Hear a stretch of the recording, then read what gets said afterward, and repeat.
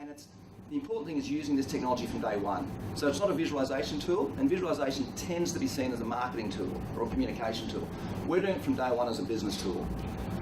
Very quickly, we have an industry that's got a lot of stakeholders, and it's, one thing that this industry is not very good at is collaborating and talking to each other. And we do have these pillars and sectors. Now, it's not all bad news, but it really is quite frustrating when we see the challenge of all those different sectors trying to communicate. What we're trying to do is bring them all together into one common language so they all can understand, so they can ultimately all connect, communicate, and collaborate better.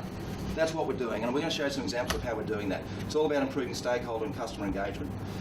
We then talk about, and again, you'd all be aware of this, the various amounts of data that sit out there, whether it's 12D, whether it's Lumia models, whether it's SketchUp models, whether it's reports, whether it's planning documents, they all sit there at different levels, but very rarely do they come together.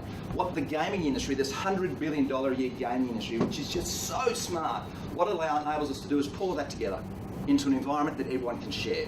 And then the value add. I'll give you a little example. We were doing some work with a client in Melbourne. They had Aerometrics, or one of the big surveying companies that shot their LiDAR data, got the ground survey, but they also had shot at the same time the point cloud data and photogrammetry. It was just sitting there because the client really didn't have an application for it at the time. We were able to take all that data and for a relatively low fee turn it into a completely usable tool that they could have to understand the current development situation in terms of the surrounding environments. Now, that has only sort of been able to occur because of the last 3 or 4 years with the drone photography, the point cloud data, and then this gaming engine being able to pull all that together. It's really changed that. So there's an example where the client spent X dollars getting LiDAR data, and then for a very small amount of extra, taking the data that was already captured, the point cloud and photogrammetry, and bring it into a technology where they can use it. So